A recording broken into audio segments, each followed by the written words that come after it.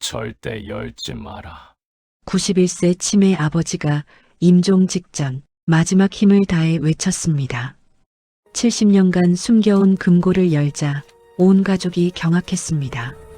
안에 들어있던 이것은 실화입니다. 1953년 전쟁이 끝났지만 돌아오지 못한 사람들이 있었습니다. 그들의 이름은 실종자 명부에 기록되었고 가족들은 평생을 기다렸습니다. 하지만 어떤 비밀은 돌아오지 못한 사람들보다 더 오래, 더 깊은 곳에 묻혀 있었습니다. 70년이 지난 지금 한 가족이 발견한 낡은 금고. 그 안에는 단순한 재산이 아닌 한 사람의 평생을 짓눌러온 무게가 담겨 있었습니다. 이것은 전쟁이 남긴 상처와 그 상처를 평생 짊어진 한 남자의 이야기입니다. 오늘의 사연도 즐겁게 시청하시고 구독, 좋아요, 알림 설정으로 함께 해주세요. 2023년 10월 서울 은평구의 한 낡은 주택. 119 구급대원들이 급하게 들것을 옮기고 있었습니다. 빨리요. 호흡이 약해지고 있어요. 들것 위에 누운 노인 김영철 91세.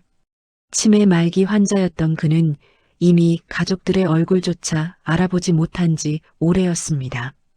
3년 전부터 요양병원을 전전하다 마지막 며칠은 집에서 지내고 있었습니다.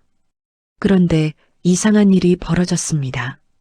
평소에는 눈도 제대로 뜨지 못하던 아버지가 갑자기 벌떡 일어나려 했으니까요. 아버지, 위험해요. 누우세요. 큰아들 김동수가 아버지를 붙잡았습니다. 51세 중소기업 과장으로 일하는 평범한 가장이었습니다. 하지만 김영철 노인은 믿을 수 없는 힘으로 아들의 손을 뿌리쳤습니다. 91세 노인의 힘이라고는 믿기지 않을 정도로 강했습니다. 저기 안 돼. 떨리는 손가락이 안방 벽장 쪽을 가리켰습니다. 만지지 마라. 절대 열지 마라. 목소리는 가늘었지만 그 안에 담긴 절박함은 온 집안을 얼어붙게 만들었습니다. 무슨 말씀이세요? 아버지. 둘째 딸 김미선이 아버지의 손을 잡았습니다. 48세 초등학교 교사로 일하는 그녀는 평소에도 아버지를 자주 찾아뵙곤 했습니다. 벽장이요? 벽장에 뭐가 있는데요? 하지만 대답은 없었습니다. 김영철 노인의 눈에서 눈물이 주르륵 흘러내렸습니다. 마치 70년 전 어딘가에 갇혀버린 사람처럼 그는 무언가를 보고 있었습니다. 가족들 눈에는 보이지 않는 무언가를. 아버지, 오세요? 막내 아들 김동욱이 떨리는 목소리로 물었습니다. 45세 자영업자인 그는 형제 중 가장 감성적인 사람이었습니다.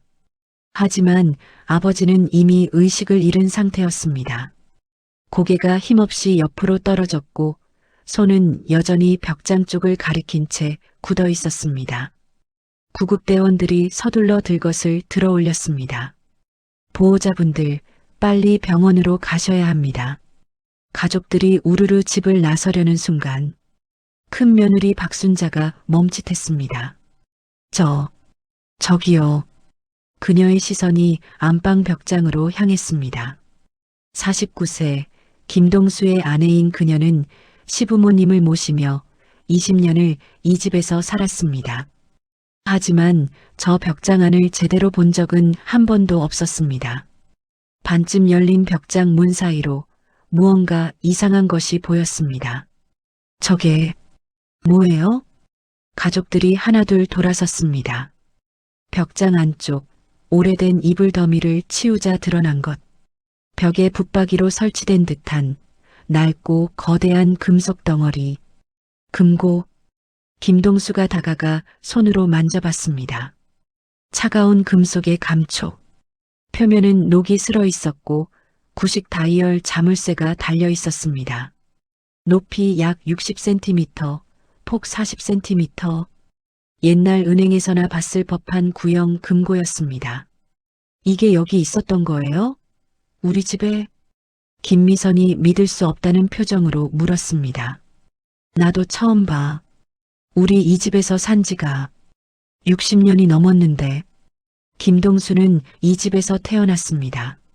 어릴 때부터 이 집 구석구석을 다 알고 있다고 생각했습니다.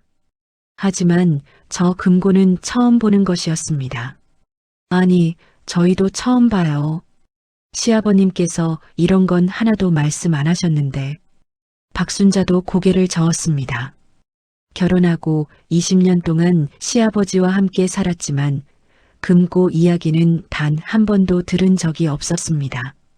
김동욱이 금고를 흔들어 봤습니다. 엄청 무겁네. 정말 무거웠습니다. 성인 남자 둘이서도 움직이기 힘들 정도였습니다. 벽에 볼트로 고정되어 있기도 했습니다. 이 안에 뭐가 들어있길래 이렇게 무거운 거야? 보호자분들, 빨리 안 오십니까? 밖에서 구급대원의 다급한 목소리가 들렸습니다. 아, 예. 지금 갑니다. 가족들은 황급히 집을 나섰습니다. 하지만 모두의 머릿속에는 같은 생각이 맴돌았습니다.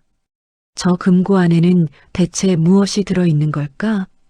그리고 왜 아버지는 그토록 절박하게 열지 말라고 했던 걸까? 병원 응급실, 차가운 복도에 형제들이 앉아 있었습니다. 의사가 침통한 표정으로 나왔습니다. 보호자분들, 이리 오십시오.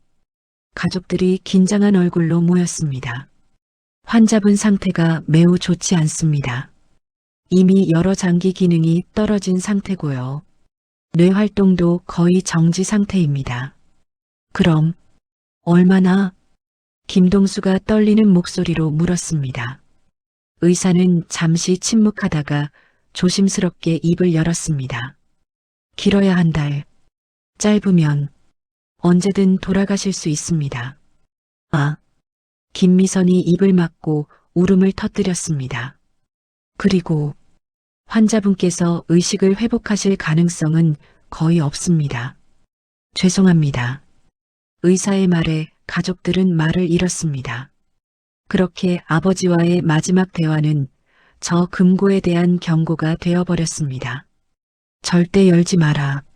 그 말의 의미를 알 수도 없이 그날 밤 김동수의 집, 형제들이 모두 모였습니다. 좁은 거실에 둘러앉아 모두 무거운 표정을 짓고 있었습니다.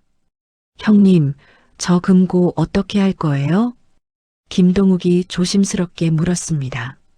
그러게, 아버지가 그렇게 열지 말라고 하셨는데 김동수가 난처한 표정으로 고개를 저었습니다.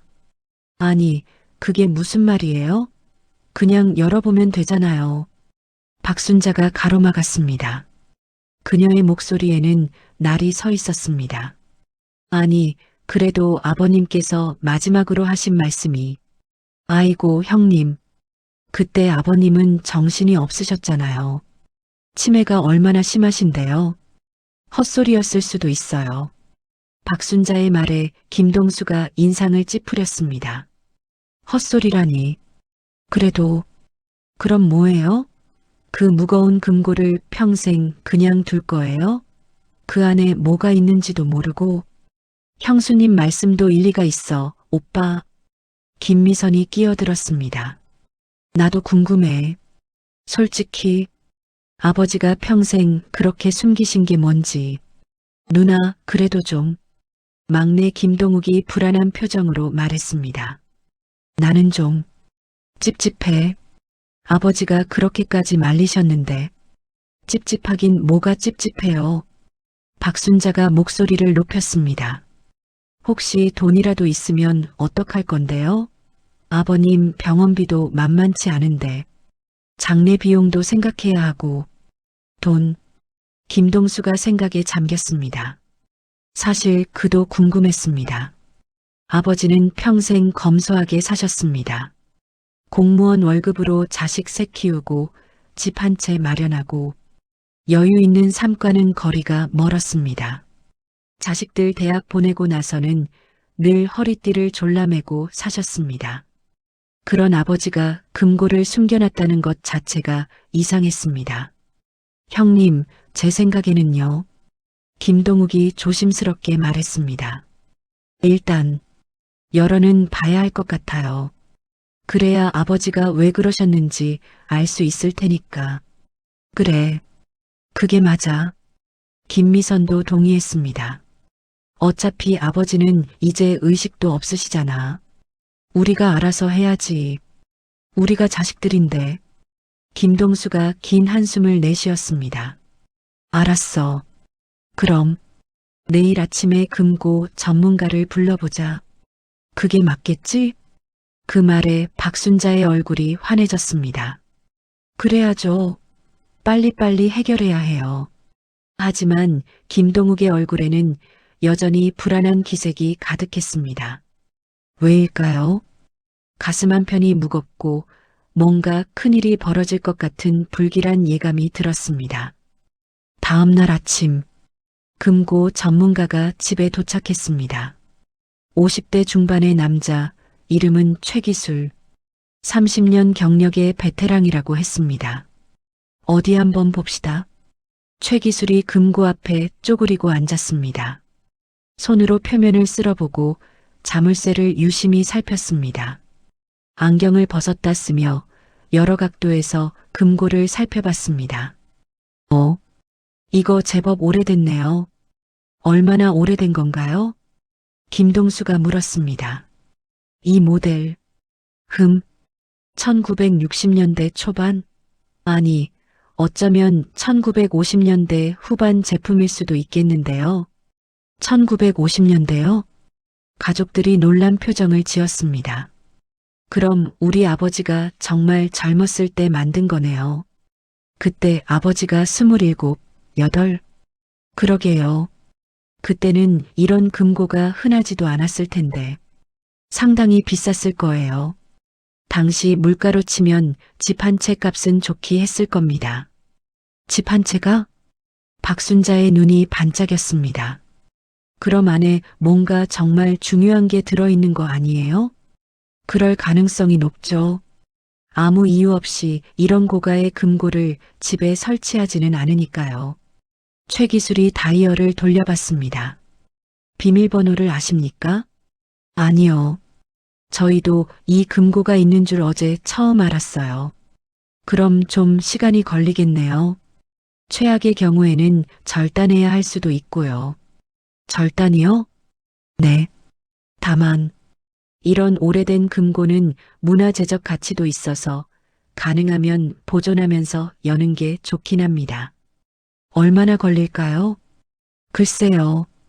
운이 좋으면 몇 시간 아니면 며칠. 경우에 따라서는 일주일도 걸릴 수 있습니다. 그때였습니다. 김동욱이 뭔가 떠올랐다는 듯 입을 열었습니다. 형, 기억나? 우리 어렸을 때. 응? 뭐가? 아버지가 저 방에 절대 들어가지 말라고 하셨잖아. 순간 김동수의 표정이 굳어졌습니다. 아, 맞다. 어린 시절의 기억이 떠올랐습니다. 플래시백 마이너스 1972년 여름. 김동수가 초등학교 3학년쯤 되었을 때였습니다. 뜨거운 여름방학이었고 아이들은 집에서 숨바꼭질을 하고 있었습니다. 형, 나 20개, 100가지 세. 7살짜리 막내 동욱이 깔깔 웃으며 달려갔습니다. 땀에 젖은 얼굴로 이리저리 뛰어다녔습니다. 안방으로, 옷장 속으로, 베란다로. 그러다가 문득 눈에 띈 작은 방. 평소에는 잠겨있던 방이었는데 그날따라 문이 살짝 열려 있었습니다. 어머니가 청소를 하다가 잠시 나간 사이였을까요? 오, 여기다. 동욱이 살금살금 문을 밀고 들어갔습니다. 어둡고 좁은 방. 창문에는 두꺼운 커튼이 쳐져 있어 햇빛이 거의 들어오지 않았습니다. 먼지 냄새가 났습니다. 벽장이 있었고 그 안에는 낡은 이불들이 쌓여 있었습니다. 여기 숨으면 못 찾겠지? 동욱이 벽장 안으로 기어 들어가려는 순간 거기 누구야? 아버지의 목소리. 평소와는 전혀 다른 날카롭고 무서운 목소리였습니다. 아, 아버지. 당장 나와. 아버지가 달려와 동욱의 팔을 거칠게 잡아 끌었습니다. 작은 몸이 그대로 질질 끌려 나왔습니다. 아파요. 아버지. 이 방은 절대 들어오면 안 된다고 했지. 몇 번을 말했어. 아버지의 얼굴은 창백했습니다. 손은 떨리고 있었습니다. 마치 뭔가 끔찍한 것을 본 사람처럼. 그리고 그 눈빛. 어린 동욱이 보기에도 그건 화가 아니었습니다. 공포였습니다. 미안해요. 숨바꼭질하다가 문이 열려 있어서 절대 다시는 이 방에 들어오지 마. 아버지가 소리쳤고 동욱은 무서워서 울음을 터뜨렸습니다. 옆방에서 어머니가 급하게 달려왔습니다. 여보, 왜 그래요? 애가 뭘 잘못했다고. 애들한테 말 안 했어? 이 방은 절대 들어오면 안 된다고. 알았어요, 알았어. 미안해요. 제가 청소하다가 깜빡하고 문을. 어머니가 동욱을 데리고 나갔습니다. 아버지는 한참 동안 그 방 앞에 서 있었습니다. 떨리는 손으로 문을 닫고 자물쇠를 잠갔습니다. 그리고는 주머니에서 열쇠를 꺼내 아무도 모르게 어딘가에 숨겼습니다. 그날 밤 어린 김동수는 부모님이 나누는 대화를 엿들었습니다. 여보, 왜 그렇게까지 하는 거예요? 그냥 방인데. 그냥 방이 아니야. 뭐가 있는데요? 저도 한 번도 들어가 본 적이 없잖아요. 결혼하고 20년이 넘었는데. 아버지의 목소리가 낮게 깔렸습니다. 당신도 들어가면 안 돼. 아무도. 절대로. 왜요? 긴 침묵. 그리고 아버지의 떨리는 목소리. 내가 지켜야 할 게 있어. 뭐요? 대답은 없었습니다. 그날 이후 그 방은 완전히 잠겼습니다. 아이들은 감히 근처에도 가지 못했습니다. 어머니도 그 방 이야기는 꺼내지 않았습니다. 그리고 세월이 흘렀습니다. 아이들은 자랐고 각자의 삶을 살았습니다. 그 방은 그저 잠긴 방으로만 기억 속에 남아 있었습니다. 플래시백 종료. 그때 아버지 표정이 정말 무서웠어. 김동욱이 떨리는 목소리로 말했습니다. 지금 생각해보니 뭔가 두려워하시는 것 같았어. 화가 난 게 아니라. 나도 기억나. 김미선이 고개를 끄덕였습니다. 나는 한 번도 그 방에 들어가 본 적이 없어. 무서워서.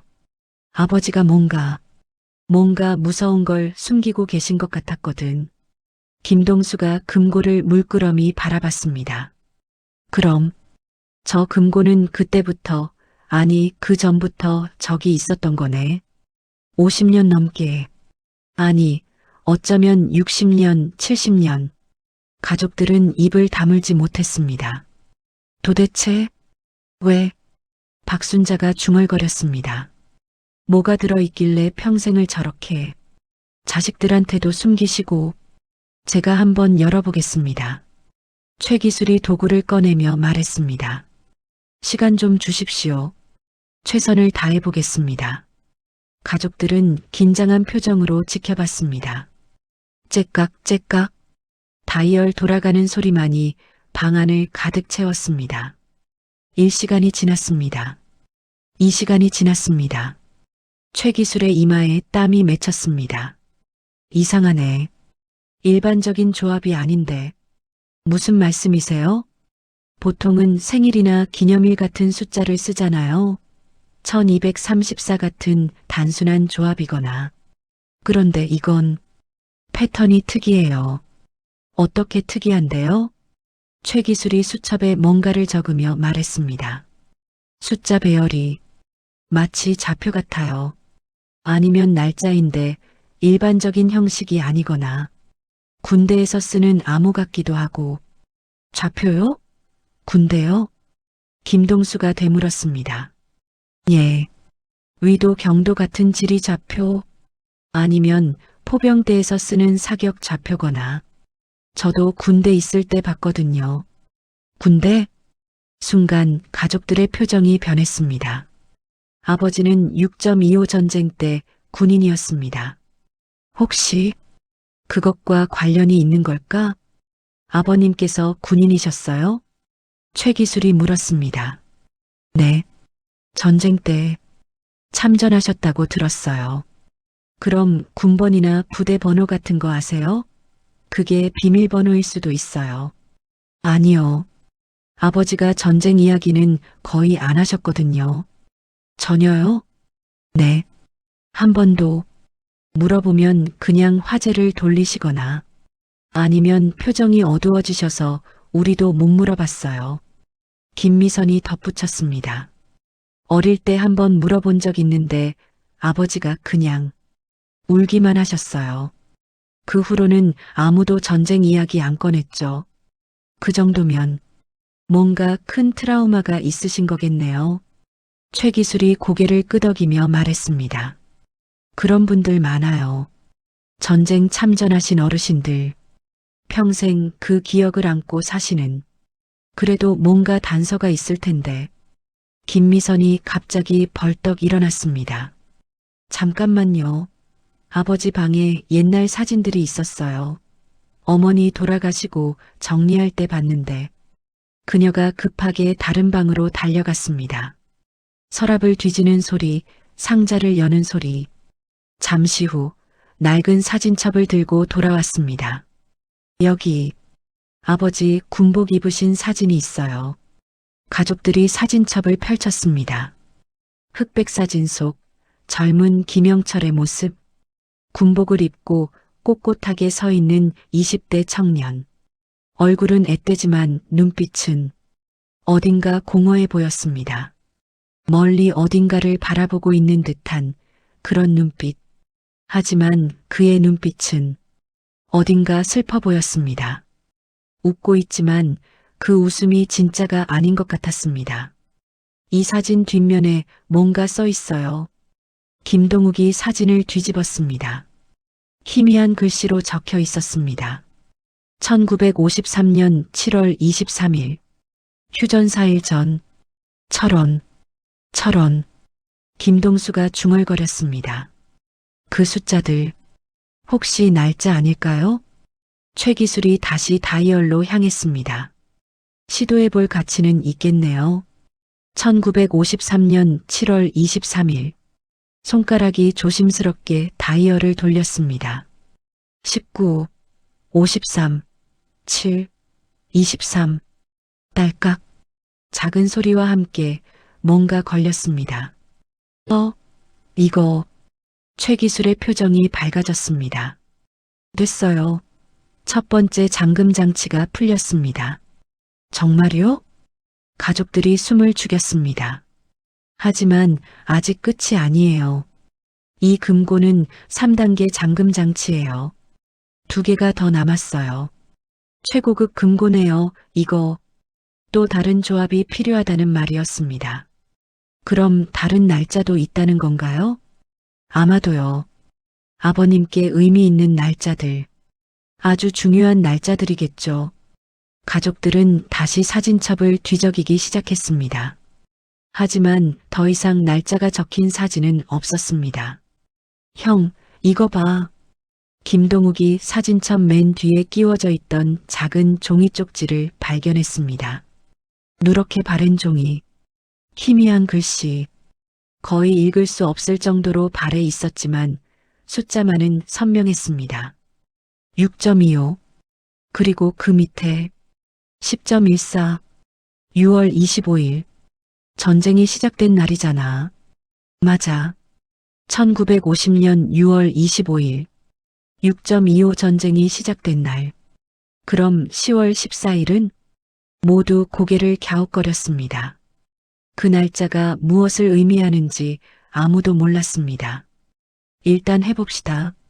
최기술이 다시 다이얼을 돌렸습니다. 6, 25. 딸깍.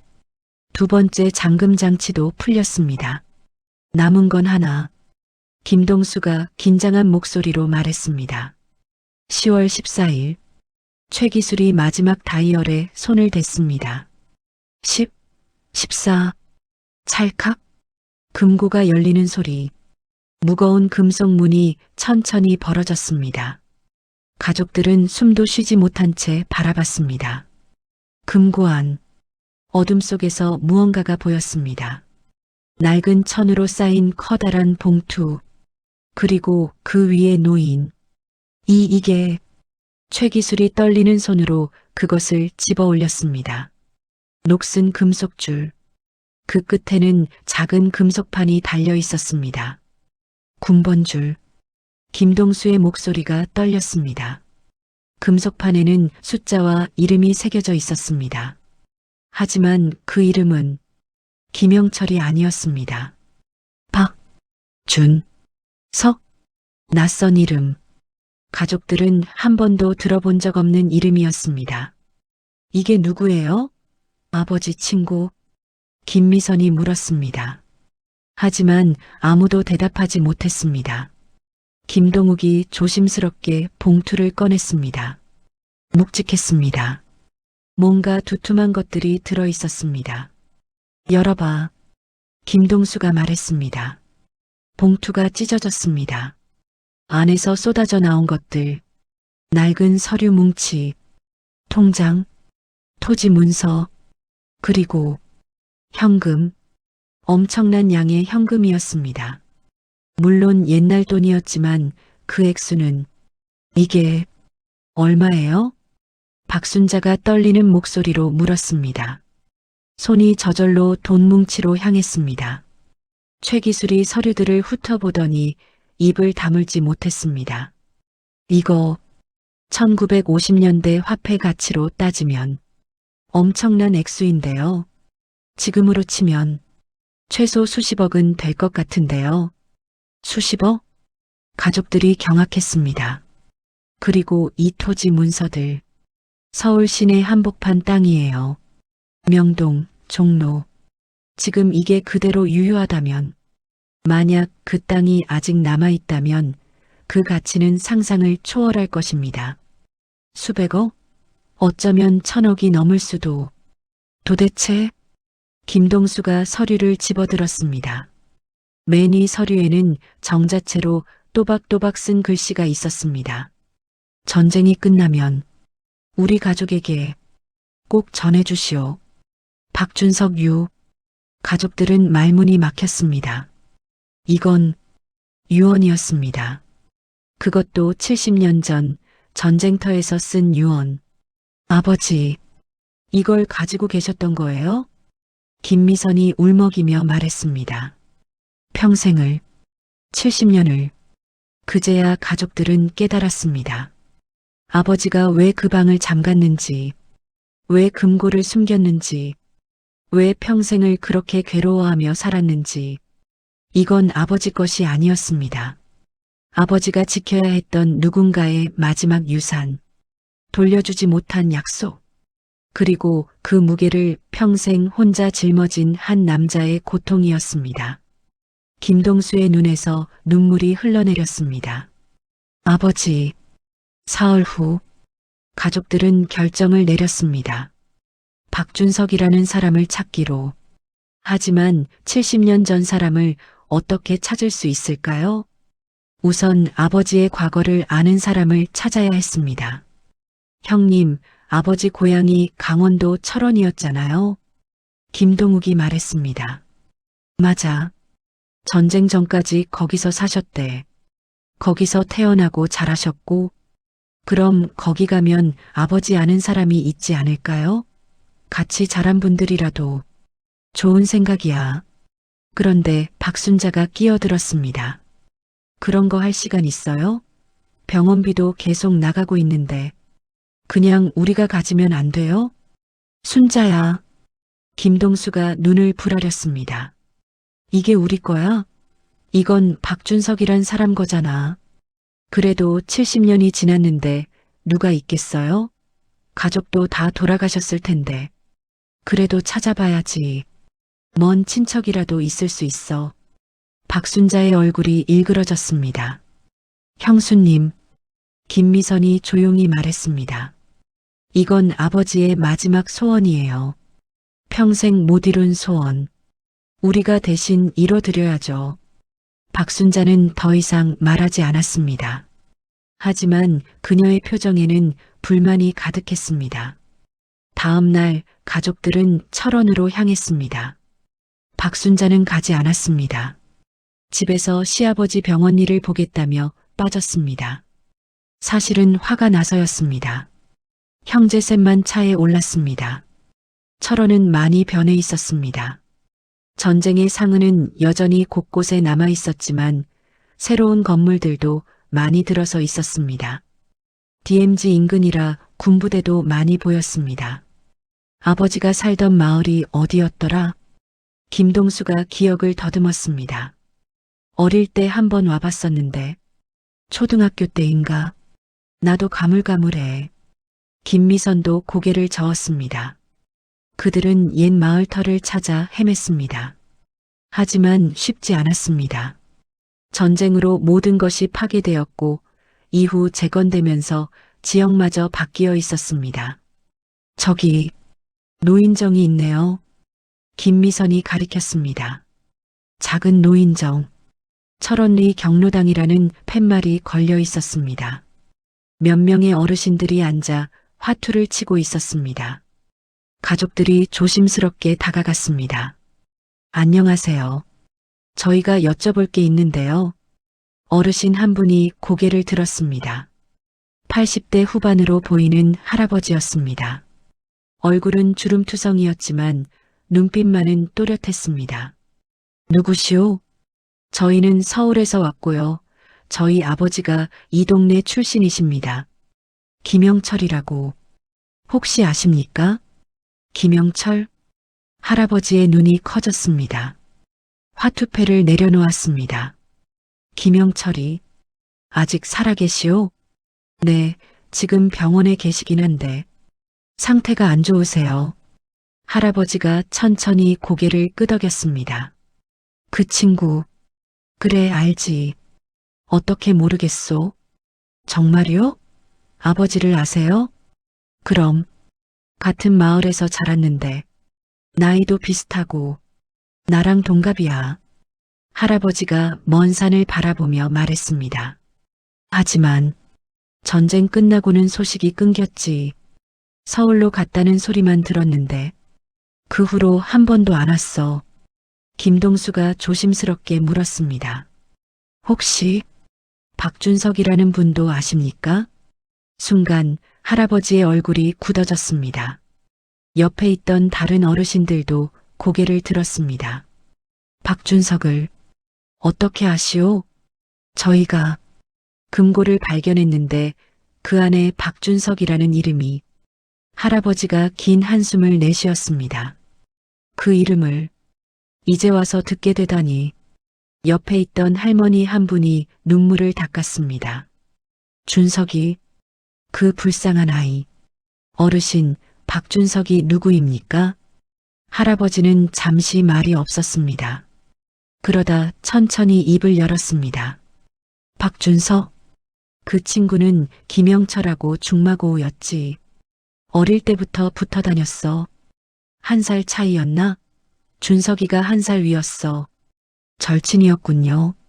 그런데 전쟁이 터졌소. 둘 다 징집되었지. 같은 부대로 배치받았고, 같은 부대. 그래. 1950년부터 1953년까지, 휴전 직전까지 함께 싸웠어. 그런데 할아버지의 목소리가 떨렸습니다. 박준석은 돌아오지 못했소. 실종되셨나요? 실종. 그렇게 봐야겠지. 마지막 전투에서 행방불명됐다고 들었소. 시신도 못 찾았고. 마지막 전투. 김동욱이 메모를 꺼내 확인했습니다. 1953년 7월 23일. 휴전 4일 전. 맞소. 바로 그 전투. 철원 북쪽 고지 전투였지. 할아버지가 고개를 끄덕였습니다. 그날 우리 마을 젊은이들이 20명 넘게 나갔는데 돌아온 사람이 5명도 안 됐어.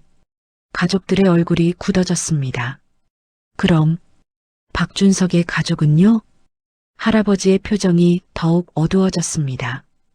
그게 더 비극이었소. 비극이요? 박준석의 부모님, 동생들 모두 전쟁 중에 돌아가셨소. 피난 가다가 가족들이 입을 다물지 못했습니다. 1.4후퇴 때였소. 1951년 1월 중공군이 밀려 내려올 때 할머니가 끼어들었습니다.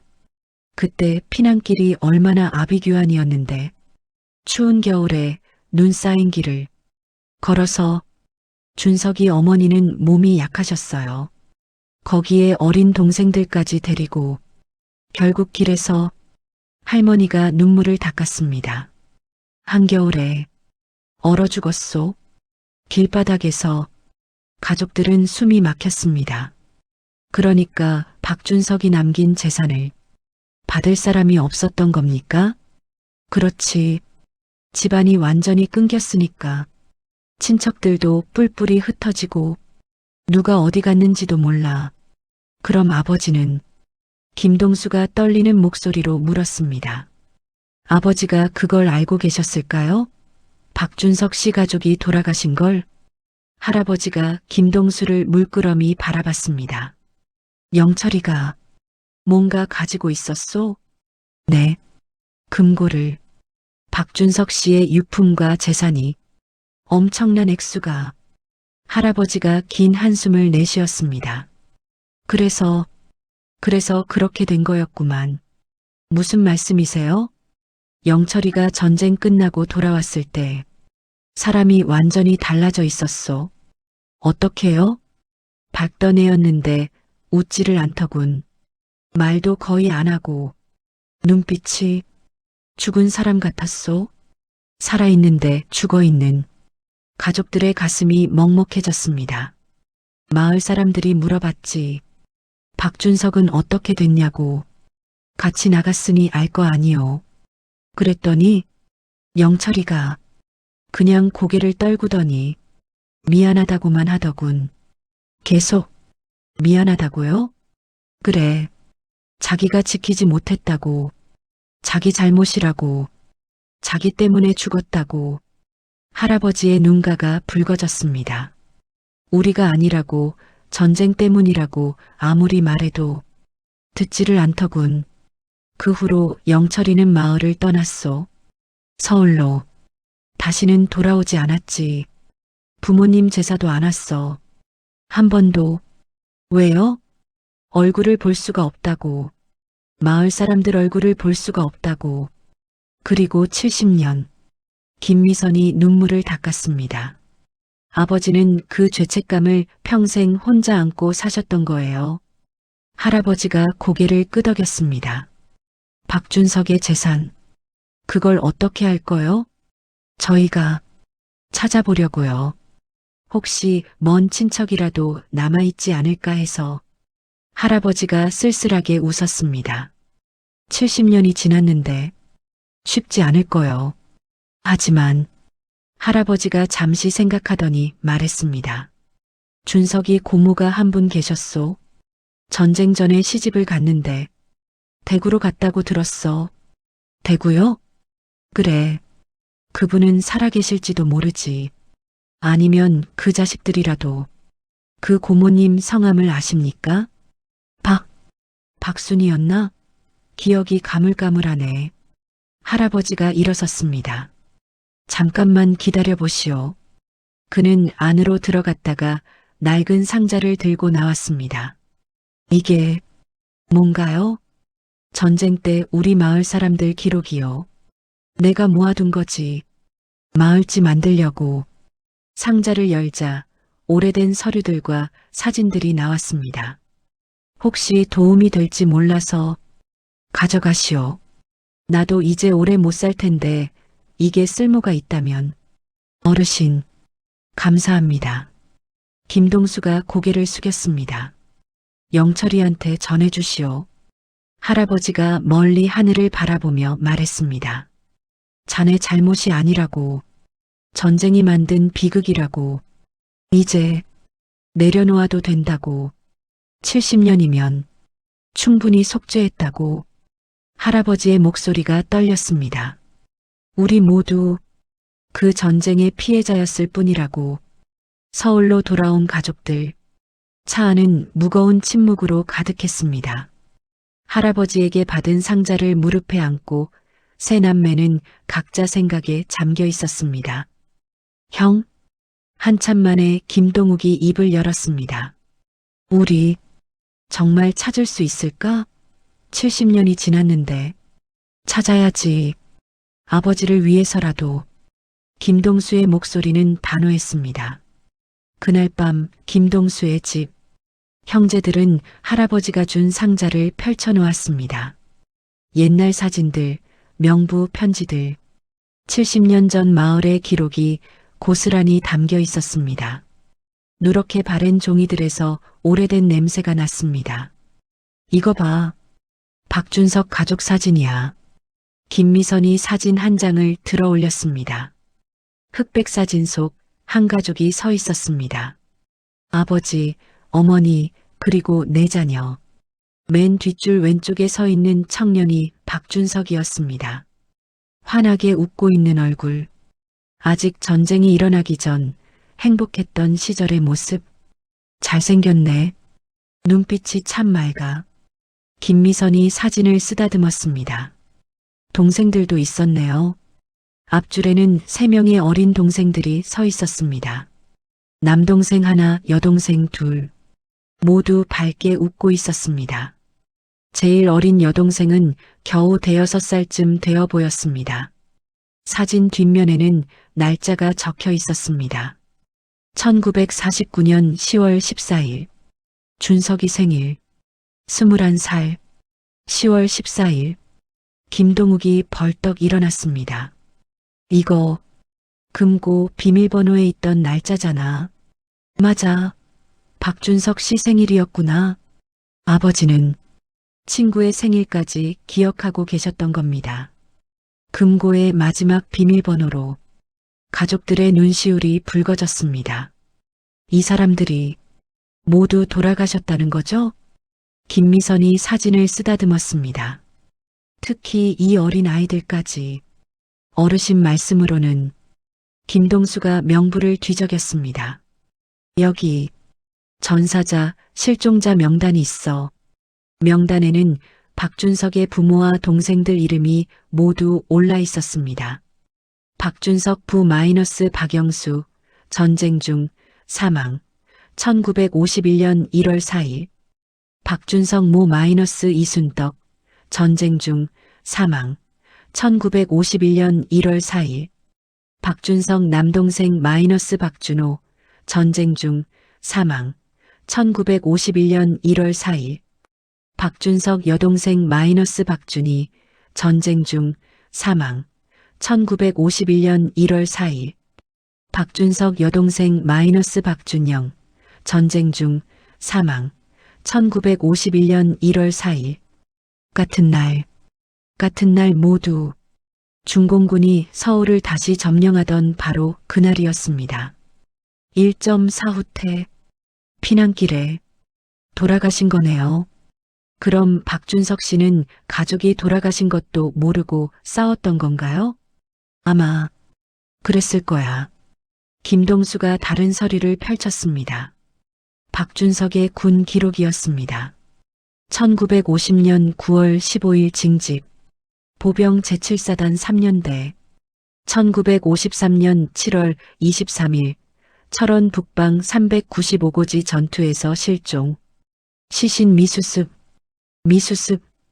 그 말이 주는 무게가 너무 무거웠습니다. 시신조차 찾지 못했다는 것. 70년이 지난 지금도 그는 어딘가 북녘 땅에 묻혀 있을 것입니다. 그때 김동욱이 뭔가 발견했습니다. 형, 이거.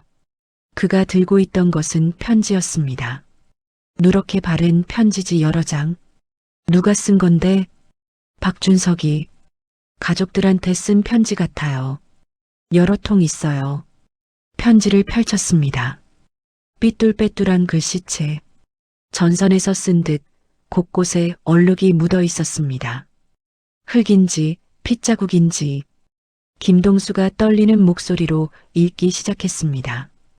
편지 1, 1950년 10월 5일. 아버지, 어머니, 저는 잘 있습니다. 훈련소 생활이 힘들지만 나라를 지킨다는 생각에 견딥니다. 준호야, 누나가 없는 동안 아버지, 어머니 잘 모셔야 한다. 준이야, 준영아, 오빠가 빨리 전쟁 끝내고 돌아갈게. 그때까지 공부 열심히 해. 곧 돌아갈게요. 편지 2, 1951년 3월 12일. 어머니, 편지를 받지 못하고 계십니까? 제가 보낸 편지가 벌써 5통인데 답장이 없으니 걱정입니다. 혹시 편지가 전달이 안 되는 건지 아니면 무슨 일이. 아닙니다. 괜한 걱정입니다. 어머니께서 잘 계실 거라 믿습니다. 영철이가 편지 전해주면 곧 답장 보내주세요. 보고 싶습니다. 김동수의 목소리가 떨렸습니다. 이미 이때 가족들은 돌아가신 뒤였네요. 1월에 돌아가셨으니까 이 편지 쓸 때는 이미 박준석은 몰랐던 겁니다.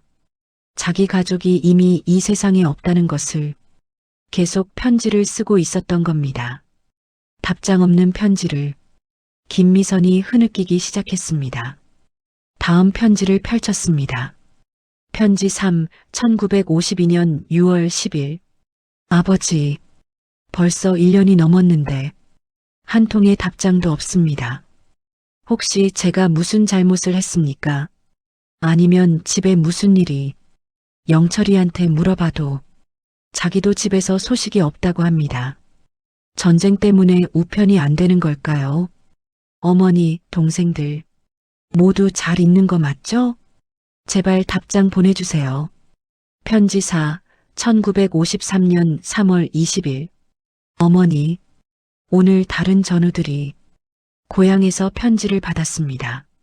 그 편지들을 보니 가슴이 미어집니다. 왜 우리 집에서는 연락이 없는 걸까요? 혹시 아닙니다. 생각하지 않겠습니다. 어머니께서 살아계실 거라 믿습니다.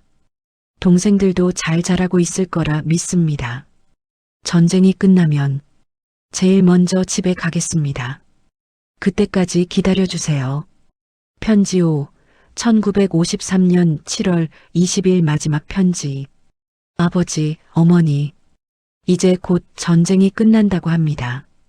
휴전 협정이 거의 끝났다고. 하지만 마지막 전투가 남았습니다. 내일 모레쯤 큰 전투가 있을 것 같습니다.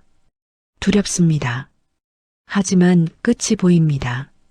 조금만 더 버티면 집으로 돌아갈 수 있습니다.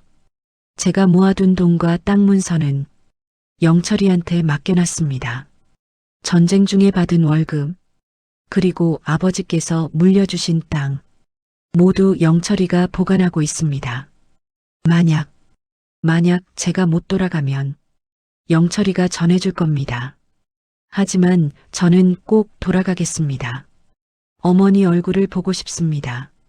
준호, 준이, 준영이도 보고 싶습니다. 다들 얼마나 컸을까요? 3년 만에 만나면 못 알아볼지도 모르겠습니다. 어머니, 사랑합니다. 동생들아, 오빠가 꼭 살아서 돌아갈게. 조금만 기다려. 아버지, 불효자 준석이가 반드시 살아 돌아가겠습니다.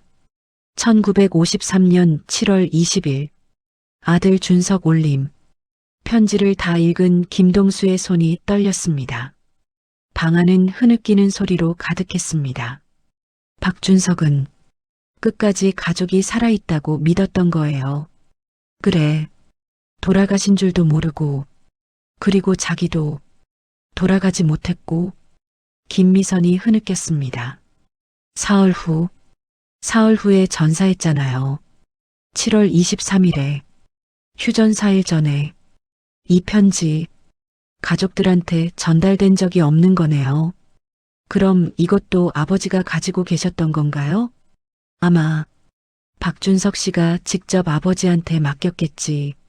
만약을 대비해서 그 만약이 현실이 된 거고 가족들은 한동안 말이 없었습니다. 70년 전 전쟁터, 친구에게 마지막 유품을 맡기던 젊은이, 그리고 그것을 받아든 또 다른 젊은이, 둘 사이에 오간 약속. 그 약속의 무게가 얼마나 무거웠을지. 형님, 김동욱이 조심스럽게 말했습니다. 우리 이 돈을 어떻게 해야 할까요? 받을 사람을 정말 찾을 수 있을까요? 찾아야 해. 반드시. 김동수가 단호하게 말했습니다. 그게 아버지가 평생 원하신 거야. 우리가 대신 이뤄드려야 해. 다음 날부터 가족들은 본격적으로 수소문에 나섰습니다. 박준석의 친척을 찾기 위해 먼저 철원 어르신이 말씀하신 고모를 찾기 시작했습니다. 박순이 대구로 시집갔다는 정보뿐. 김동욱이 대구시청 민원실에 전화를 걸었습니다. 하지만 70년 전 기록은 찾기 어렵다는 답변만 돌아왔습니다. 전쟁 중에 많은 기록이 소실되었고 이사와 계명 등으로 추적이 거의 불가능하다고 했습니다. 전쟁 유족회에 연락했습니다. 국가보훈처에도 문의했습니다.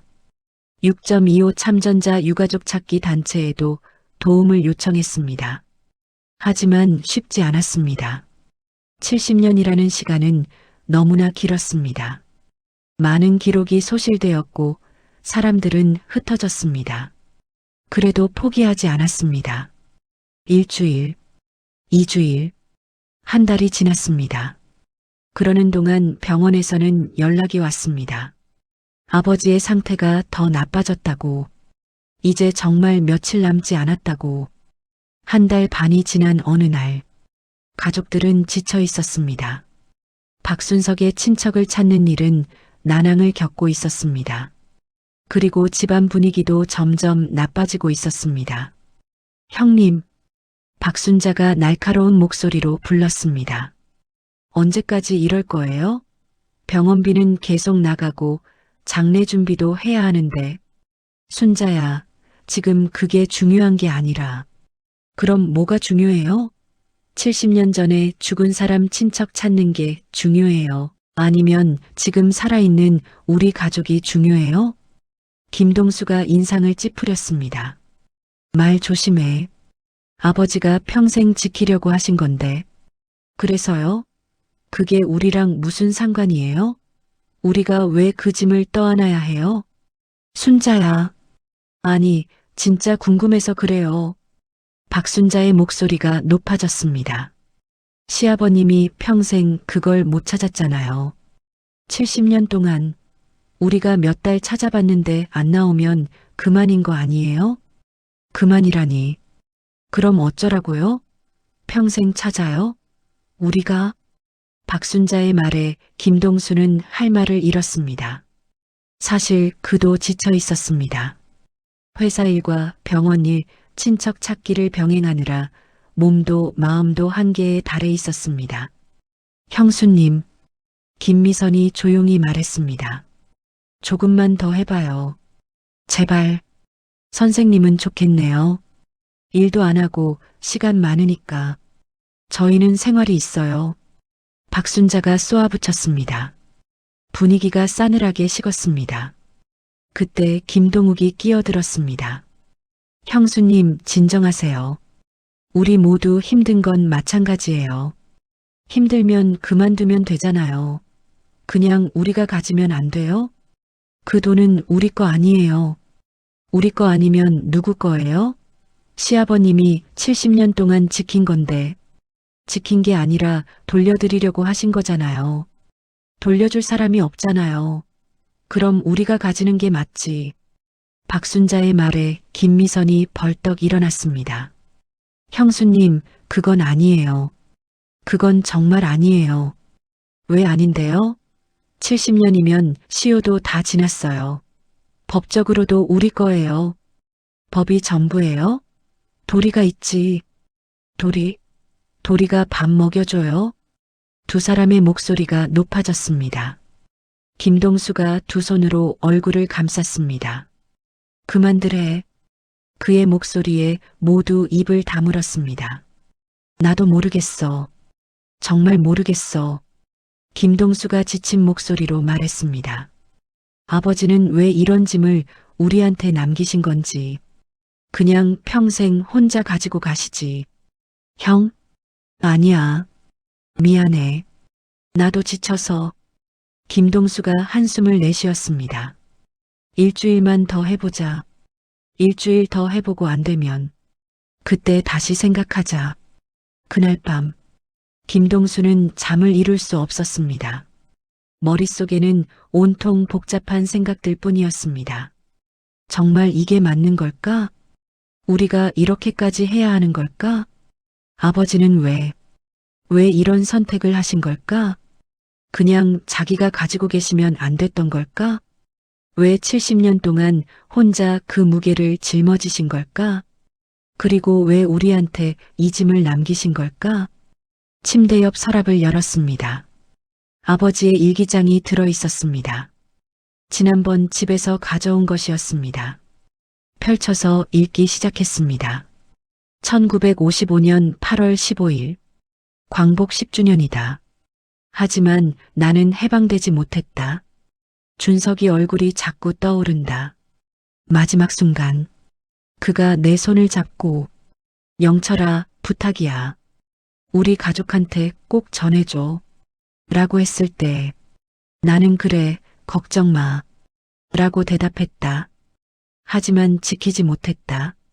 가족들이 모두 돌아가셨다는 걸 알았을 때 나는 어떻게 해야 할지 몰랐다. 1960년 6월 25일. 전쟁이 일어난 지 10년. 준석이가 죽은 지 7년. 나는 결혼을 했고 아이도 생겼다. 행복해야 하는데 행복하지 않다. 왜 나는 살아남았을까? 왜 준석이는 죽고 나는 살았을까? 그날 내가 준석이를 끝까지 지켰다면, 준석이가 살고 내가 죽었다면 그게 더 나았을 것 같다. 1965년 10월 14일. 오늘은 준석이 생일이다. 37살이 되는 날. 하지만 준석이는 23살에 멈춰 있다. 영원히. 나는 오늘 금고 비밀번호를 바꿨다. 준석이 생일로. 언젠가 누군가 이 금고를 열 때 준석이를 기억해 주길 바라며. 1972년 7월 23일. 준석이 기일이다. 19년이 지났다. 오늘 막내가 그 방에 들어갔다. 거의 미쳐버릴 뻔했다. 그 금고를 아무도 건드려서는 안 된다. 준석이의 것이다. 준석이 가족의 것이다. 내 것이 아니다. 절대. 1980년 6월 25일. 전쟁이 일어난 지 30년. 아이들이 다 컸다. 대학도 가고 직장도 다니고 나는 이제 늙었다. 하지만 준석이는 여전히 23살이다. 내 마음속에서. 1990년 7월 23일. 준석이가 죽은 지 37년. 나는 아직도 찾지 못했다. 준석이 친척을. 누구라도. 하지만 어디서 찾아야 할지 모르겠다. 미안하다 준석아. 내가 무능해서. 2000년 10월 14일. 준석이가 태어난 지 72년. 죽은 지 47년. 나는 이제 정말 늙었다. 기억도 가물가물하다. 하지만 준석이 얼굴만은 선명하다. 마지막으로 웃던 얼굴. 영철아, 살아남아라.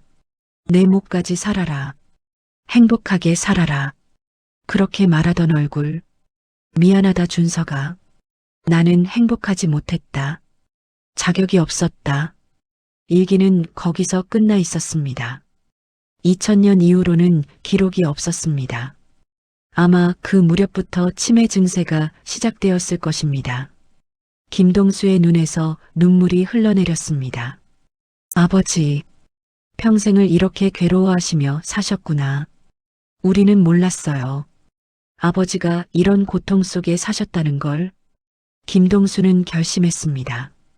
끝까지 찾겠다고. 박준석의 친척을. 그것이 아버지에 대한 마지막 효도라고. 다음 날 아침, 김동수가 출근 준비를 하는데 전화벨이 울렸습니다. 여보세요? 김동수 씨 맞으십니까? 저는 국가보훈처 6.25 전사자 유가족 지원팀 박민수 주무관입니다. 아, 네. 말씀하세요. 박준석 씨 관련해서 연락드립니다. 김동수의 심장이 뛰기 시작했습니다. 찾으셨습니까? 친척을? 네. 박준석 씨의 고모 박순희 씨의 손자를 찾았습니다. 정말요? 네. 대구에 거주하고 계십니다. 연락처를 드릴 테니 직접 연락해 보시겠습니까? 네. 감사합니다. 전화를 끊고 김동수는 바로 동생들에게 연락했습니다. 찾았어. 친척을 찾았어. 그날 오후 형제들은 대구행 KTX에 올랐습니다. 박순자는 이번에도 가지 않았습니다. 뭔가 불만스러운 표정이었지만 더 이상 반대하지는 않았습니다. 대구역에 도착한 형제들. 약속 장소는 대구 중구의 한 카페였습니다. 들어서자 한 할아버지가 앉아 기다리고 있었습니다. 박성호, 73세, 박준석의 고모 박순희의 손자였습니다. 정말 저희 큰아버지 유품이 맞습니까? 박성호가 떨리는 목소리로 물었습니다. 네. 확인하셨듯이 군번줄도 있고 편지도 있습니다. 김동수가 조심스럽게 물건들을 꺼내 보였습니다. 박성호는 군번줄을 손에 쥐고 한참을 바라봤습니다. 저는 큰아버지를 본 적이 없습니다. 제가 태어나기도 전에. 하지만 할머니한테, 그러니까 제 할머니가 큰아버지 고모시거든요. 할머니한테 이야기는 많이 들었습니다. 어떤 분이셨습니까? 착한 사람이었대요. 동생들 아끼고, 가족 생각하고. 박성호의 눈에 눈물이 맺혔습니다. 할머니가 돌아가시기 전에 하신 말씀이 준석 오빠만 살아 돌아왔어도 우리 집안이 이렇게까지 어렵지는 않았을 거라고. 할머니는 언제 돌아가셨습니까? 10년 전에요. 2013년에 98살까지 사셨어요. 그럼 혹시 박준석 씨 이야기를 할머니가 평생 기다리셨어요. 오빠가 돌아오기를. 전쟁 끝나고도 몇 년을 기다렸대요. 혹시 살아서 돌아올까봐. 그런데 박성호가 눈물을 닦았습니다. 결국 소식이 없었고 할머니는 평생 그 슬픔을 안고 사셨어요. 김미선도 울음을 터뜨렸습니다. 김동수가 두툼한 봉투를 꺼냈습니다. 이게 박준석 씨가 남기신 재산입니다. 박성호가 봉투를 받아들었습니다. 떨리는 손으로 안을 확인했습니다. 이게 현금, 통장, 토지 문서들. 액수를 본 박성호는 말을 잇지 못했습니다. 이게 정말 큰아버지가. 네. 편지에도 적혀 있었습니다. 가족들을 위해 모은 돈이라고. 박성호가 편지들을 하나하나 읽기 시작했습니다. 가족들에게 보낸 편지들. 한 장 한 장 읽어내려가면서 그의 어깨가 떨렸습니다. 다 읽고 나서 박성호는 한참을 말없이 앉아 있었습니다. 큰아버지는 끝까지 가족이 살아있다고 믿으셨군요. 네. 그런데 가족들은 이미 1951년에 박성호가 고개를 숙이고 울기 시작했습니다. 큰아버지. 한참을 울던 그가 고개를 들었습니다. 고맙습니다. 정말 고맙습니다. 아닙니다. 당연한 걸. 아니에요. 70년을 지켜주신 거잖아요. 김영철 어르신께서. 김동수도 눈시울이 붉어졌습니다. 저희 아버지가 친구분과의 약속을 지키려 하셨던 겁니다. 평생을. 그런데 왜 직접 전달하지 못하신 거예요? 김동욱이 설명했습니다.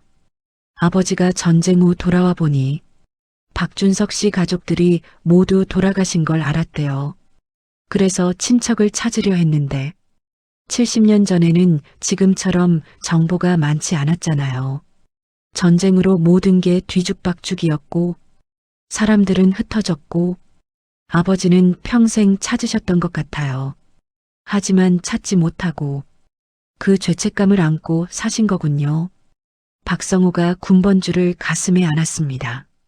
할머니께 보여드렸어야 했는데 할머니 살아계실 때 김미선이 조심스럽게 물었습니다.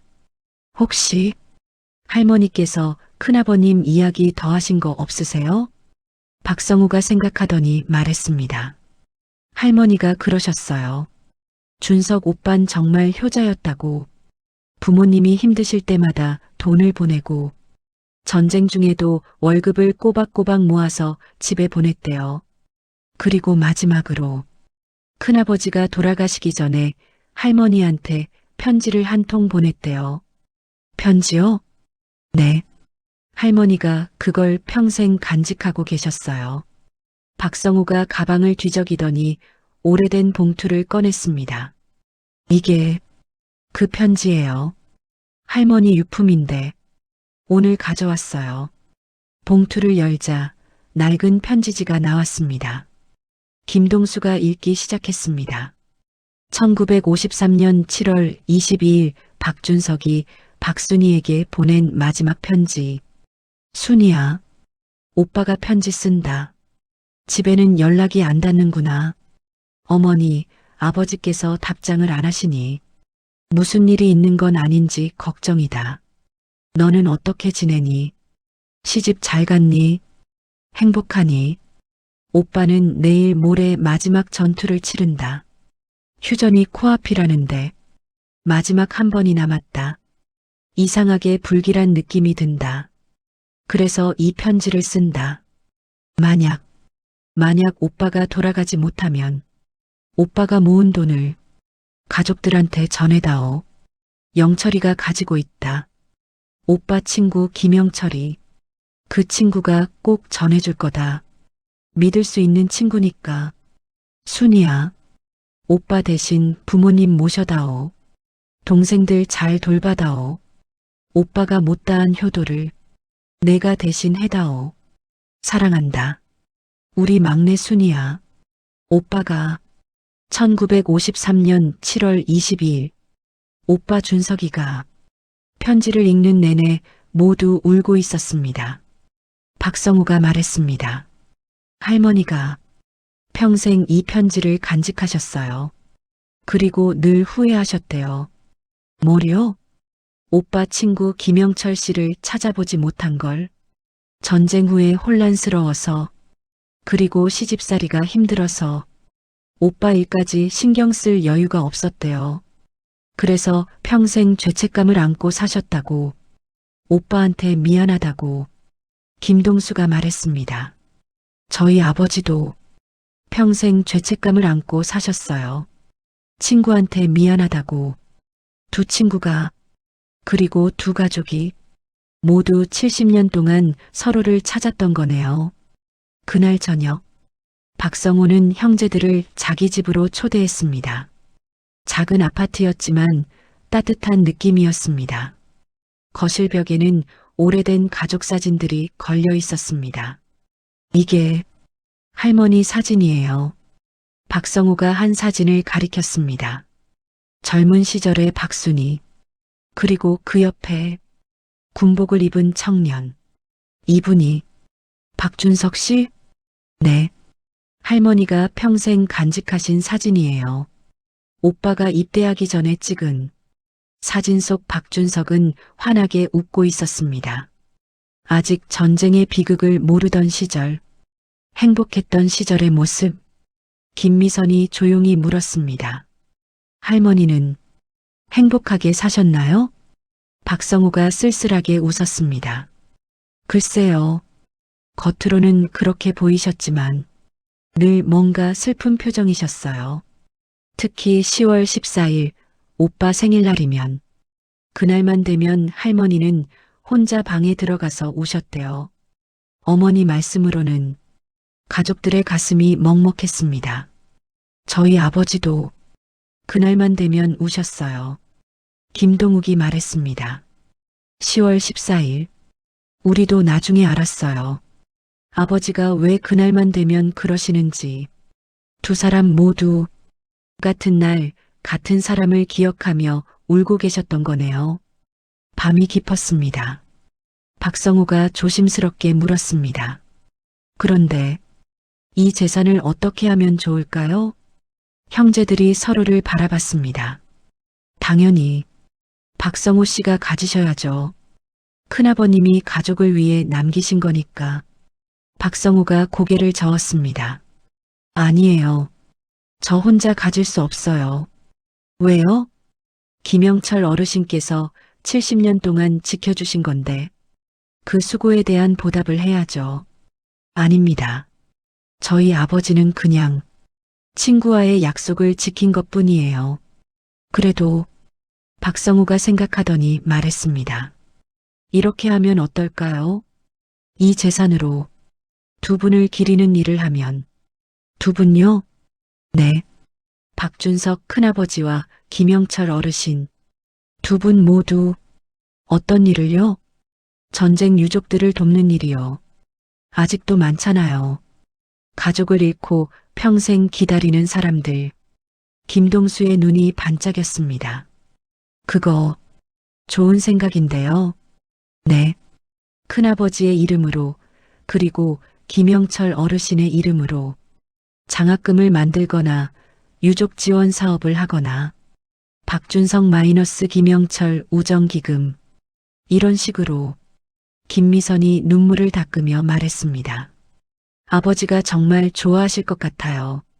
김동욱도 고개를 끄덕였습니다. 그래요. 그게 두 분 모두 원하시는 일일 것 같아요. 대구에서 돌아온 다음 날 형제들은 박성우와의 약속을 실행에 옮기기 시작했습니다. 먼저 변호사를 찾아갔습니다. 70년 전 재산의 법적 효력을 확인하고 기금 설립 절차를 알아보기 위해서였습니다. 변호사 사무실 50대 중반의 변호사 이정훈이 서류들을 검토했습니다. 이건 정말 특이한 케이스네요. 문제가 있습니까? 법적으로는 복잡합니다. 70년이라는 시간이 문제죠. 변호사가 설명을 시작했습니다. 먼저 이 현금은 옛날 화폐라 지금은 쓸 수 없습니다. 한국은행에 가서 교환 신청을 해야 하는데 1950년대 화폐는 이미 여러 차례 화폐 개혁을 거쳤어서 얼마나 받을 수 있을까요? 액면가 그대로는 어렵고 역사적 가치를 인정받으면 좀 더 받을 수 있을 겁니다. 하지만 원래 가치의 몇 퍼센트 수준일 거예요. 형제들의 얼굴이 어두워졌습니다. 하지만 이 토지 문서는 다릅니다. 변호사가 토지 문서를 펼쳤습니다. 명동이가 종로 3가 이 땅들이 아직 박준석 명의로 남아있다면 그 가치는 엄청날 겁니다. 정말요? 네. 다만 70년 동안 소유권이 어떻게 변했는지 확인해야 합니다. 세금 체납으로 국가에 넘어갔을 수도 있고 아니면 다른 사람이 점유취득했을 수도 있고 확인하는데 시간이 걸리겠네요. 네. 등기부등본을 떼고 토지대장을 확인하고 몇 주는 걸릴 겁니다. 알겠습니다. 부탁드립니다. 그날 저녁 병원. 아버지의 병실을 찾았습니다. 김영철 노인은 여전히 의식이 없었습니다. 침대에 누워 산소호흡기에 의지해 겨우 숨을 쉬고 있었습니다. 아버지. 김동수가 아버지의 손을 잡았습니다. 우리 박준석 씨 친척 찾았어요. 고모님의 손자분을. 아버지는 반응이 없었습니다. 그분이 정말 고마워하시던데요. 70년 동안 지켜주셔서 김동수의 목소리가 떨렸습니다. 우리 그 돈으로 좋은 일 할 거예요. 아버지랑 박준석 씨 이름으로 기금을 만들어서 전쟁 유족들 돕는 일 할 거예요. 여전히 반응이 없었습니다. 아버지, 이제 괜찮으세요? 약속 지키셨어요. 70년 만에 그때였습니다. 비, 비, 비. 심장박동 모니터의 소리가 바뀌었습니다. 아버지, 김영철 노인의 눈꺼풀이 살짝 떨렸습니다. 그리고 한 줄기 눈물이 주름진 뺨을 타고 흘러내렸습니다. 아버지, 들리세요? 노인의 입술이 미세하게 움직였습니다. 소리는 나오지 않았지만 김동수는 읽을 수 있었습니다. 고맙다. 그리고 준서가 미안하다. 아버지. 하지만 더 이상의 반응은 없었습니다. 김영철 노인은 다시 깊은 잠속으로 빠져들었습니다. 하지만 그의 얼굴에는 평화로운 표정이 떠올라 있었습니다. 70년 만에 처음 짓는 평화로운 표정. 일주일 후 변호사에게서 연락이 왔습니다. 토지 조사 결과가 나왔다고. 형제들은 다시 변호사 사무실을 찾았습니다. 이정훈 변호사의 표정이 밝았습니다. 좋은 소식입니다. 정말요? 네. 토지 중 일부는 아직 박준석 명의 그대로 남아 있습니다.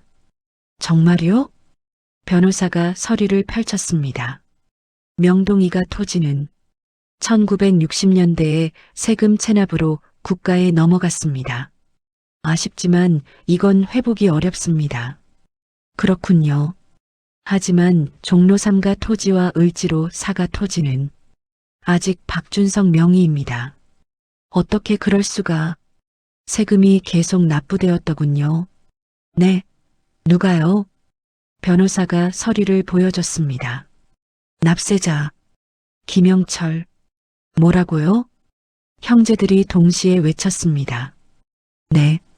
70년 동안 매년 재산세가 박준석 명의 토지에 대해 부과되었고 그걸 김영철 씨가 납부하셨습니다. 아버지가? 네. 1953년부터 2020년까지 치매가 심해지기 전까지 꼬박꼬박 납부하셨더군요. 형제들은 말을 잃었습니다. 아버지는 자기 돈으로 친구의 땅 세금을 내고 계셨던 겁니다. 70년 동안. 그래서 이 토지는 지금도 유효합니다. 상속 절차만 밟으면 박준석 씨 유족에게 넘어갈 수 있어요. 그 땅의 가치는 얼마나 됩니까? 변호사가 계산기를 두드렸습니다.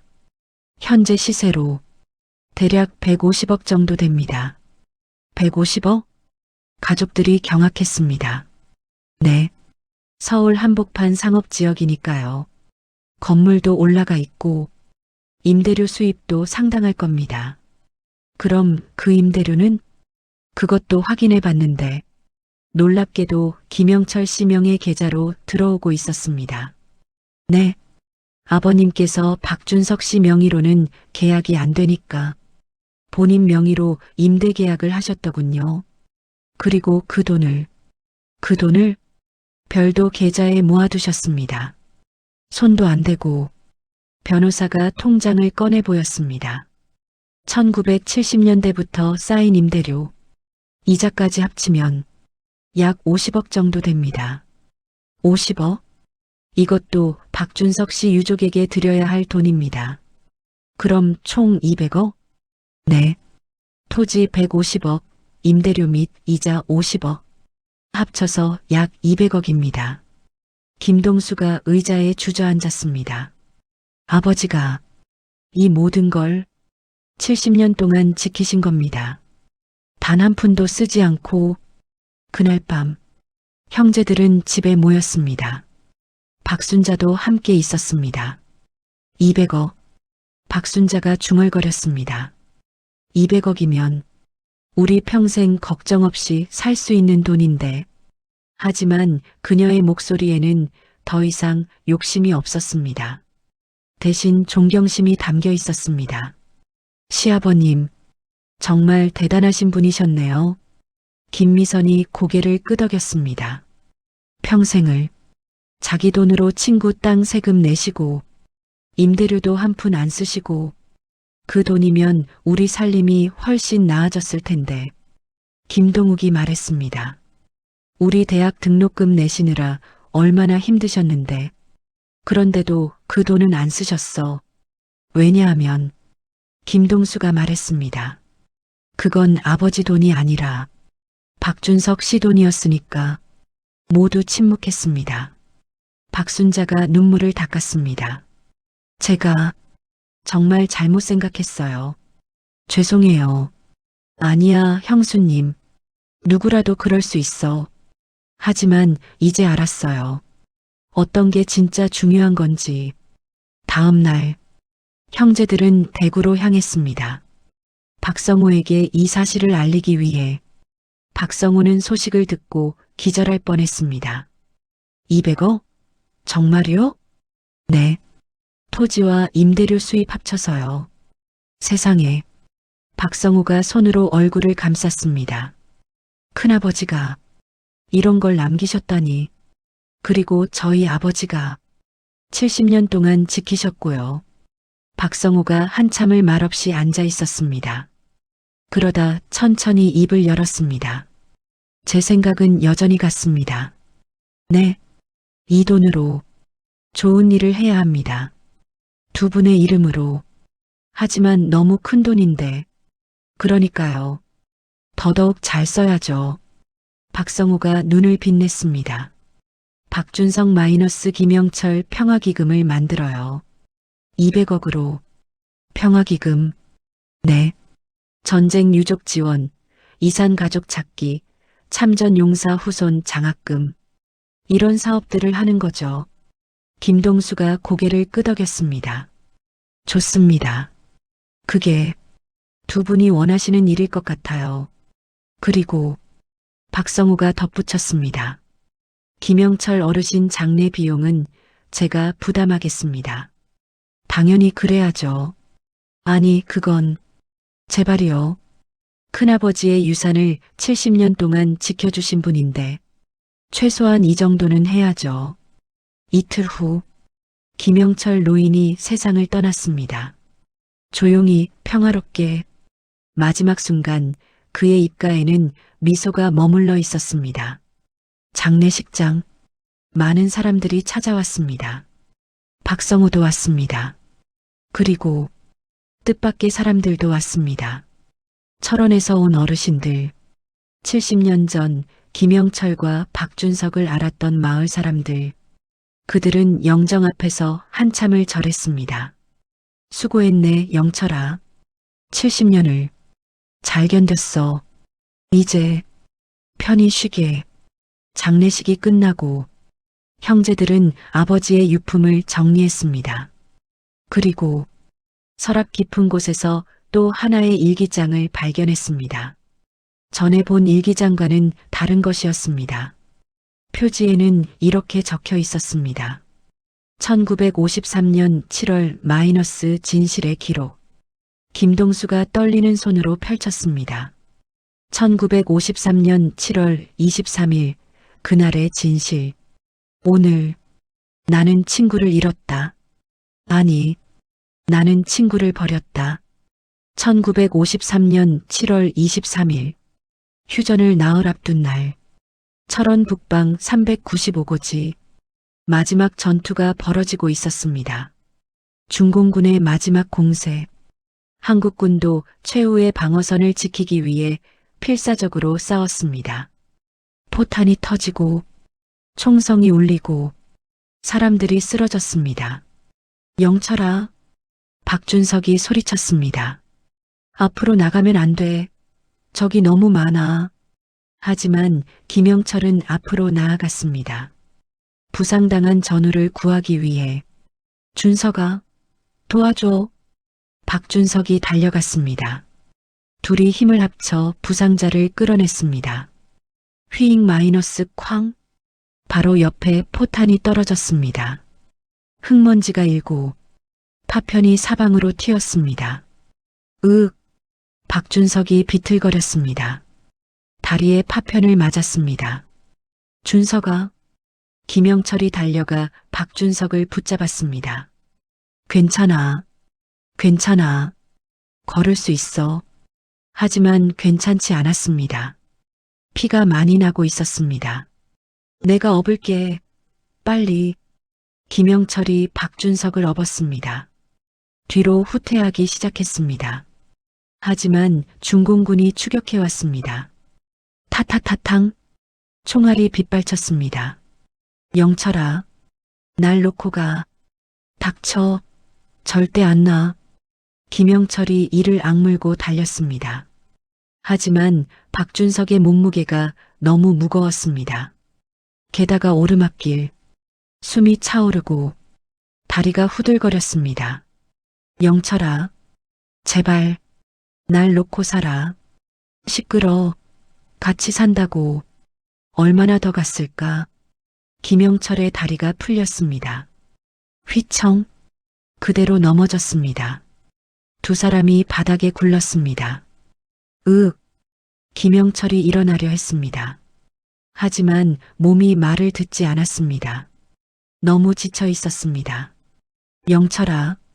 박준석이 김영철의 손을 잡았습니다. 피로 범벅이 된 손, 떨리는 손. 가. 뭐라고? 준석아. 날 놓고 가. 안 돼. 같이 간다고. 김영철이 다시 박준석을 업으려 했습니다. 하지만 타타탕. 총소리가 더 가까워졌습니다. 적들이 바로 코앞까지 온 것입니다. 영철아. 살아. 준석아. 내 목까지. 살아. 그리고 박준석이 품에서 무언가를 꺼냈습니다. 낡은 천으로 싼 꾸러미. 그리고 군번줄. 이거 우리 가족한테 꼭. 준석아, 지금 이게 무슨. 약속해.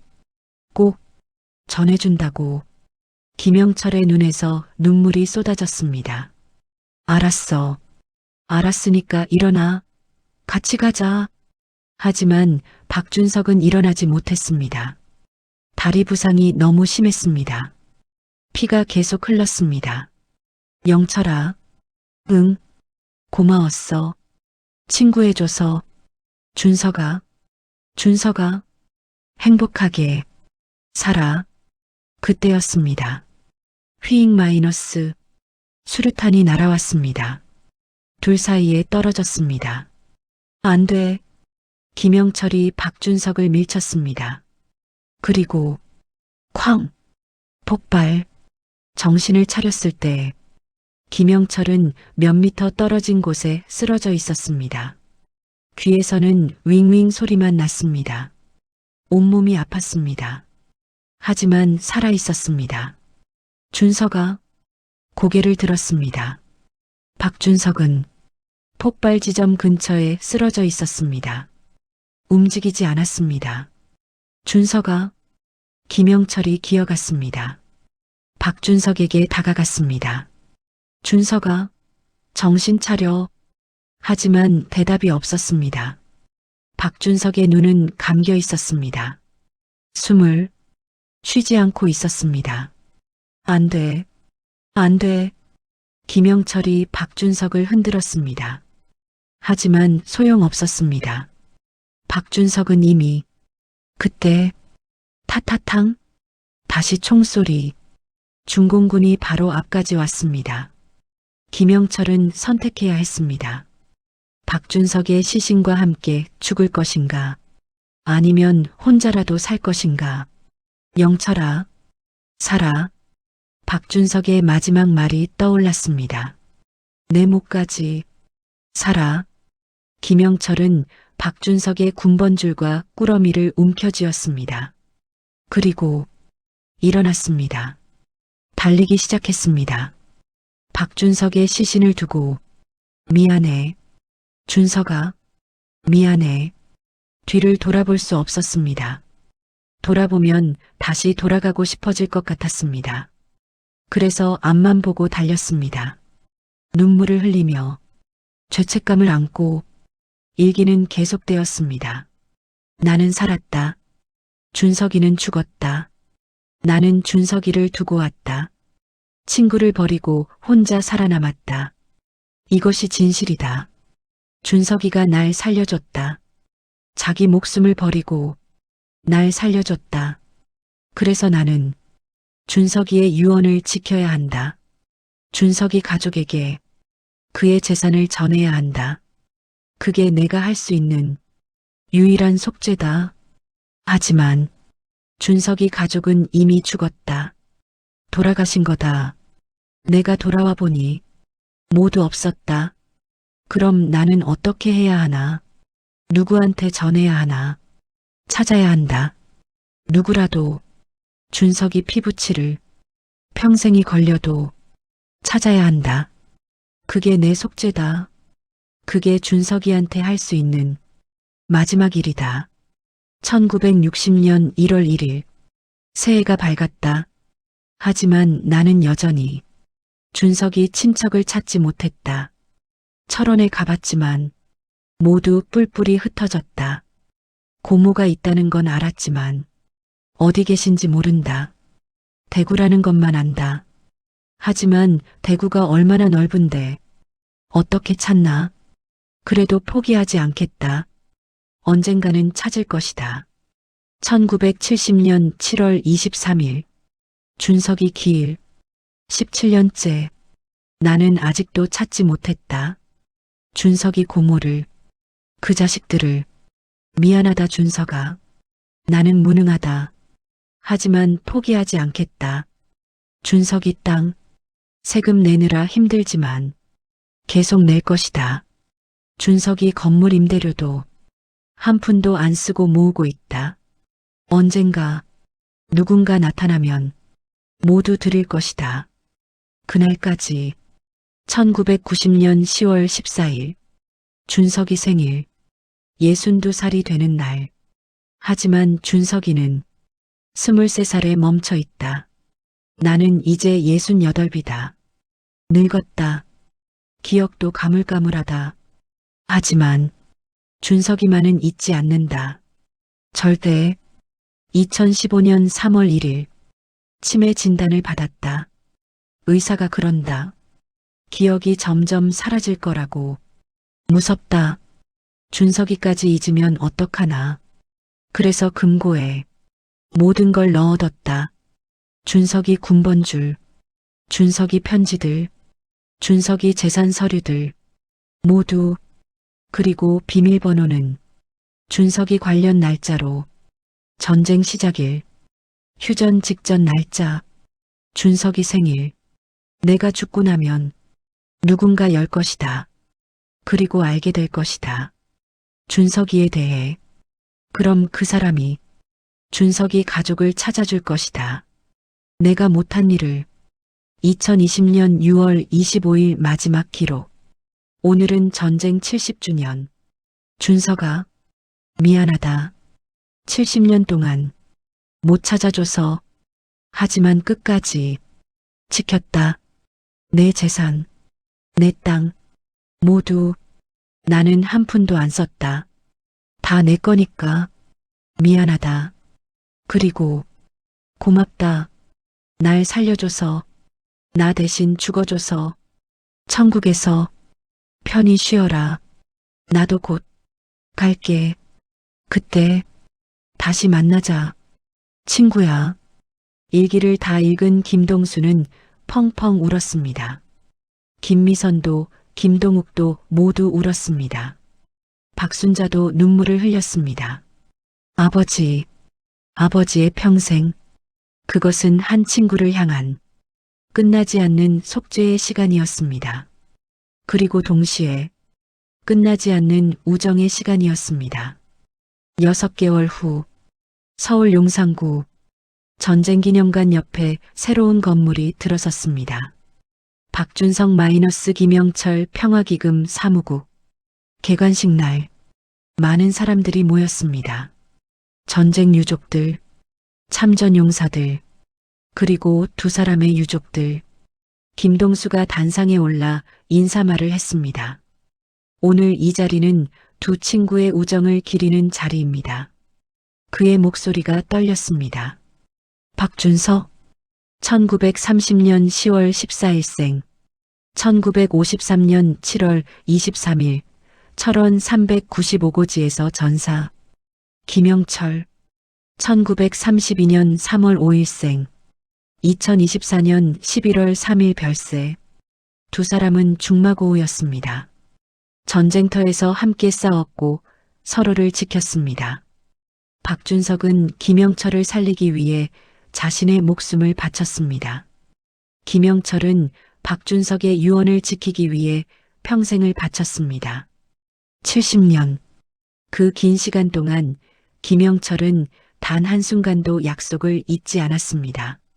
친구의 재산을 지켰고 친구의 가족을 찾으려 했습니다. 그리고 마침내 김동수가 박성우를 바라봤습니다. 박성우가 고개를 끄덕였습니다. 마침내 그 약속은 지켜졌습니다. 박수가 터져 나왔습니다. 이 기금은 앞으로 전쟁 유족 지원, 이산 가족 찾기, 참전 용사 후손 장학 사업을 할 것입니다. 두 친구의 이름으로, 그들의 우정으로, 그들의 희생으로. 개관식이 끝나고 로비에는 두 사람의 사진이 나란히 걸려 있었습니다. 왼쪽에는 젊은 시절의 박준석, 군복을 입고 환하게 웃고 있는 모습. 오른쪽에는 젊은 시절의 김영철, 역시 군복을 입고 박준석 옆에 서 있는 모습. 두 친구. 사진 아래에는 이렇게 적혀 있었습니다. 박준석 1930에서 1953. 친구를 위해 목숨을 바친 사람. 김영철 1932에서 2024. 친구와의 약속을 70년간 지킨 사람. 전쟁은 그들을 갈라놓았지만 우정은 시간을 넘어 이어졌습니다. 그 옆 벽면에는 박준석이 가족에게 쓴 마지막 편지가 액자에 담겨 전시되어 있었습니다. 그리고 김영철의 일기일부도. 많은 사람들이 그 앞에 서서 눈물을 흘렸습니다. 저녁, 김동수는 혼자 아버지 산소를 찾았습니다. 경기도 파주, 임진강이 보이는 언덕. 아버지는 북쪽을 바라보는 자리에 묻혀 계셨습니다. 아버지, 김동수가 무릎을 꿇었습니다. 약속 지키셨어요. 70년 만에. 바람이 불었습니다. 마치 대답하는 것처럼. 박준석 씨도 이제 편히 쉬실 거예요. 아버지 덕분에. 김동수가 술을 따랐습니다. 두 잔. 하나는 아버지께, 하나는 박준석에게. 친구분과 저 세상에서 다시 만나셨죠? 70년 만에. 이번엔 영원히 함께 하세요. 김동수는 한참을 그렇게 앉아 있었습니다. 해가 지고 하늘이 붉게 물들었습니다. 그리고 문득 바람 소리에 섞여 누군가의 웃음소리가 들리는 것 같았습니다. 두 친구의 젊은 날이, 행복했던 시절이, 웃음소리. 2025년 7월 23일 박준석 마이너스 김영철 평화기금은 1주년을 맞았습니다. 그동안 지원한 전쟁 유족 237가족, 찾아준 이산 가족 12가족, 장학금 수혜 학생 89명. 그리고 이 사업은 계속될 것입니다. 두 친구의 이름으로 영원히. 어느 날 한 할머니가 기금 사무국을 찾아왔습니다. 여든이 넘으신 할머니. 떨리는 손으로 사진 한 장을 내밀었습니다. 저희 오빠가 전쟁 때 실종됐는데요. 혹시 찾을 수 있을까요? 김미선이 할머니의 손을 잡았습니다. 네, 최선을 다해 찾아드리겠습니다. 할머니의 눈에서 눈물이 흘렀습니다. 70년을 기다렸어요. 알아요. 김미선도 눈물을 흘렸습니다. 저희 아버지도 70년을 기다리셨거든요. 그렇게 박준석과 김영철의 이야기는 많은 사람들에게 전해졌습니다. 전쟁의 아픔을 기억하는 사람들에게, 아직도 가족을 기다리는 사람들에게, 그리고 우정의 의미를 다시 생각하는 사람들에게. 파주 국립묘지 어느 구석. 2024년 11월 15일 김영철의 장례 이후 보훈처에서는 특별한 결정을 내렸습니다. 박준석의 이름을 김영철 묘비 옆에 새기기로. 비록 박준석의 시신은 북녘 땅 어딘가에 있지만 적어도 이름만은 친구 곁에 묘비에는 이렇게 새겨져 있습니다. 김영철 1932에서 2024 대한민국 육군 상병 6.25 전쟁 참전. 그의 곁에 영원한 전우. 박준석 1930에서 1953 대한민국 육군 상병 6.25 전쟁 전사. 두 친구는 죽어서도 함께한다. 그리고 그 아래에는 작은 글씨로 진실은 때로 열기보다 지키는 것이 더 어려웠다. 하지만 지켜진 약속은 영원히 빛난다.